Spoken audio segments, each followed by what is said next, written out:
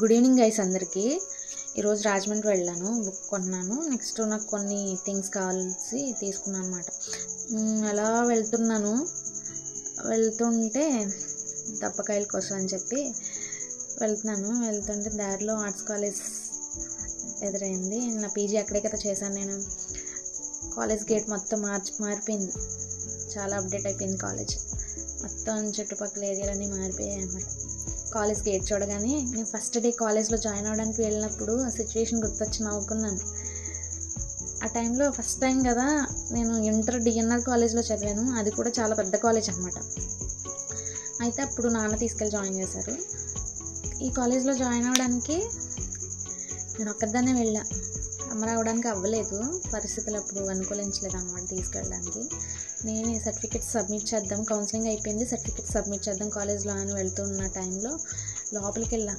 College చూసి కొంచెం భయం వేసింది, పెద్దగా ఉంది కదా. అక్కడ పిల్లలు అటు ఇటు తిరుగుతూ ఉన్నారనమాట. మధ్యాహ్నం లంచ్ టైం ఆ టైంలో వెళ్ళాను నేను. తిరుగుతూ ఉంటే సైన్స్ డిపార్ట్మెంట్, అందులో బాటనీ డిపార్ట్మెంట్ అక్కడ ఉంటుందో కూడా తెలియదు నాకు. అసలు ఎప్పుడు వెళ్ళలేదు ఆ కాలేజ్, ఫస్ట్ టైం అన్నమాట. చూసి ఆ చివరి నుంచి ఈ చివరికి అటు ఇటు తిరిగాను. సెక్యూరిటీ గార్డ్ని అడిగాను సైన్స్ డిపార్ట్మెంట్ అంటే. చెప్పాడు అటు వెళ్ళాలి, ఆ వేలో వెళ్ళాలి మొత్తం చెప్పాడు. చెప్పినాను లోపలికి వెళ్ళడానికి ఎందుకో ధైర్యం సరిపోక, ఎందుకు భయపడ్డాను నాకు కూడా తెలియదు. ఎవరు లేరు కదా, ఒక్కదాన్నే వెళ్ళి అలా జాయిన్ అవ్వను, ఏమన్నా అంటారేమో ఏంటి అన్న ఆలోచించుకుని మళ్ళీ భయం వేసి ఎవరన్నా తీసుకొద్దాంలే అన్నట్టుగా ఇంటికి వచ్చేసాను. భయం వేసి వచ్చేసాక కొంచెం ఎందుకో ఎవరు లేరు కదా మళ్ళీ ఏమన్నా అంటారా ఆ టైంలో అనమాట. సర్లే ఏదైతే అది అవుద్దని మళ్ళీ గ్యాప్ తీసుకున్న ఒక 20 డేస్లో మళ్ళీ కాలేజ్ నుంచి కాల్ వచ్చింది నాకు. అమ్మ అందరూ వచ్చి జాయిన్ అయిపోయారు, సర్టిఫికేట్ సబ్మిట్ చేయలేదు, క్లాసెస్ జరిగిపోతున్నాయి అంటే ఇంకా వచ్చేస్తాను సార్ అని నెక్స్ట్ డే బయలుదేరిపోయి వెళ్ళి ధైర్యం చేసి సారీ బాటనీ డిపార్ట్మెంట్లోకి వెళ్ళి సర్టిఫికేట్ సబ్మిట్ చేసి అప్లికేషన్ ఇచ్చారు, ఫిల్ చేసి ఇచ్చేసాను. పలానా రోజు నుంచి కాలేజ్లో క్లాసులు జరుగుతాయమ్మా వచ్చాయని చెప్పారు. సరే అన్నాను. ఆ తర్వాత చాలా జరిగాలే, అంతా ఒకేసారి ఎందుకు చెప్తాను, కొంచెం చెప్తాను. సరే, నిన్న అక్బర్ బీర్బల్ కథల బుక్లోంచి ఒక కథ తెలుసుకున్నాం కదా. మీకోసం నేను ఒక డిసిషన్ తీసుకున్నాను అనమాట. రోజు ఈవినింగ్ టైంలో ఏదో ఒకటి స్టోరీ చదివి వినిపిస్తాను. అయితే కథ కానీ లేదంటే ఎవరిదైనా జీవిత చరిత్ర కానీ ఏదైనా. ఇంకోటి ఏంటంటే నా దగ్గర కొన్ని బుక్స్ ఉన్నాయి. కల్పనా చావ్లా గారి బుక్ కూడా ఉండాలి. నేను అది 2 సార్లు 3 సార్లు చదివే స్టోరీ నాకు చాలా ఇష్టం. ఆవిడ లైఫ్ సైకిల్ మొత్తం, ఆవిడ జీవిత చరిత్ర గురించి నాకు అది చాలా ఇన్స్పిరేషన్గా అనిపించేది ఆ స్టోరీ చదివినప్పుడల్లా. ఆ బుక్ కనపడలేదు మొన్న, చాలా వెతికాను ఆ బుక్ కోసం, దొరకలేదు నాకు. చూస్తాను మళ్ళీ ఒకసారి. మీ దగ్గర ఏమైనా బుక్స్ ఉంటే కనుక నాకు కొరియర్ చేయండి. నాకు మెసెంజర్లో మెసేజ్ పెడితే కొరియర్ చేయడానికి నా అడ్రస్ ఇస్తాను. మంచి బుక్స్, సమాజానికి ఉపయోగపడే పుస్తకాలు ఏమైనా ఉంటే నాకు తప్పకుండా కొరియర్ చేయండి. నేను చదివి వినిపిస్తాను డైలీ ఒక స్టోరీ మీకు. ఇంకొకటి ఏంటంటే ఈరోజు ఫ్లోరెన్స్ నైటింగేల్ గురించి చదువుతాము. Sister Florence Nightingale. K Balashouri garu ఈ బుక్ని రాశారనమాట. ఫ్లోరెన్స్ నైటింగేల్, సిస్టర్ నైటింగేల్ జీవిత చరిత్ర. ఈవిడ 1820 సంవత్సరంలో పుట్టారు, మరణం 1910 సంవత్సరంలో చనిపోయారు.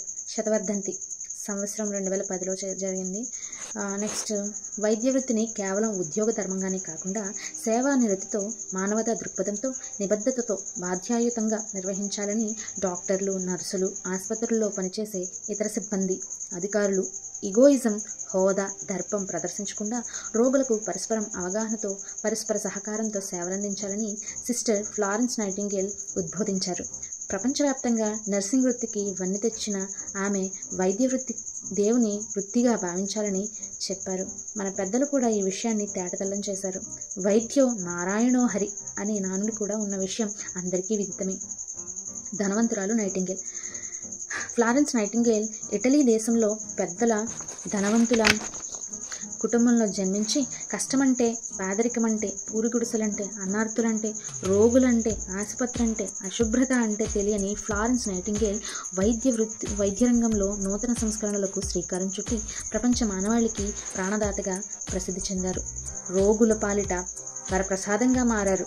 అవసరమైతే తన ఇంటికే డాక్టర్లు వచ్చి వైద్య సేవలు అందించే పరిస్థితుల్లో ఉన్న ఆమె ప్రపంచవ్యాప్తంగా వైద్యులు, నర్సులు అందించే సేవల గురించి ఎన్నో శిక్షణా కార్యక్రమాలకు శ్రీకారం చుట్టి విక్టోరియా మహారాణి వంటి వారి ఎందరో ప్రశంసలు పొందారు. ఎన్నో దేశాలు అధినేతల నుండి శభాష్ అనిపించుకున్నారు. యుద్ధాలలో గాయపడిన సైనికులకు, శరణార్థులకు, సాధారణ రోగులకు నైటింగేల్ అందించిన వైద్య సేవలు చరిత్రాత్మకమైనవిగా చెప్పవచ్చు.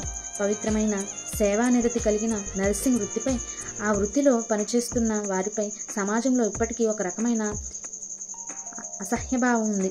1850 సంవత్సరం నాటి రోజులలో ఈ భావం మరింతగా ఉన్న పరిస్థితుల్లో నర్సింగ్ శిక్షణాలయాలు ఏర్పాటు చేసి, నర్సుల బృందాలను తయారు చేసి, రోగులను కన్నబిడ్డలుగా చూడాలని ఉపదేశించి, క్రమేణా ఆ వృత్తిపైన, ఆ వృత్తిలో ఉన్న నర్సులపై ఉన్న కళంకాన్ని తొలగించడానికి బీజం నాటిన మహిళ నైటింగేల్.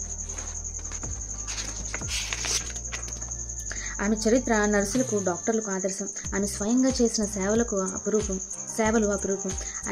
అనిర్వచనీయం. రోగుల సేవకు పెళ్లి ప్రతిబంధకమని భావించి జీవితాంతం కన్యగా ఉండి కుటుంబం సౌఖ్యాన్ని, సంసారాన్ని త్యాగం చేసిన మహానీయురాలు ఫ్లోరెన్స్ నైటింగేల్. 90 సంవత్సరాలు జీవించిన ఆమె జీవితంలో ఎన్నో ఆటుపోట్లు ఎదుర్కొన్నారు. తల్లిదండ్రులు, అక్క, బంధువులు, స్నేహితులు, హితులు నర్సింగ్ వృత్తిలోకి వెళ్ళవద్దని ఎంత వారించినా, ఆగ్రహించినా, సలహాలిచ్చినా దేవుని పిలుపు మేరకు క్రైస్తవ మిషనరీలు చేస్తున్న సేవలకు స్పందించి నైటింగేల్ వైద్య వృత్తిలో ప్రవేశించారు. చివరకు ఆమె తండ్రి ప్రోత్సాహంతో, అయిష్టంగా అంగీకరించిన ఆమె అక్క, తల్లి, బంధువుల సహకారంతో ఆమె ప్రపంచవ్యాప్తంగా ఆసుపత్రులలో సంస్కరణలకు నాంది ప్రస్తావన చేశారు. ఆసుపత్రుల్లో సంస్కరణలపైన, నర్సింగ్ వృత్తిలో శిక్షణ గురించి నైటింగేల్ పలు పుస్తకాలు వ్రాసారు.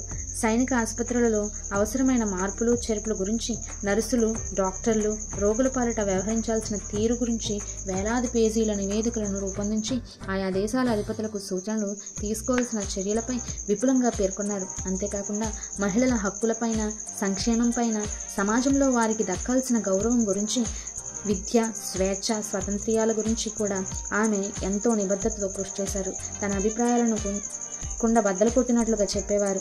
మహిళా సంక్షేమంపై అనేక వ్యాసాలు కూడా ఆమె వ్రాసారు. ఈ రోజుకి చాలు, మిగతాది పార్ట్ 2, పార్ట్ 3, పార్ట్ 4 అలాగా చదివి వినిపిస్తాను ఈ బుక్ కంప్లీట్ అయ్యే వరకు. మీకు ఎప్పుడైనా బోరింగ్గా అనిపిస్తే మధ్య మధ్యలో ఏదైనా చిన్న హాస్య కథ వినిపిస్తూ ఉంటాను చదివి. ఓకేనా? సరే అయితే, గుడ్ నైట్, బాయ్.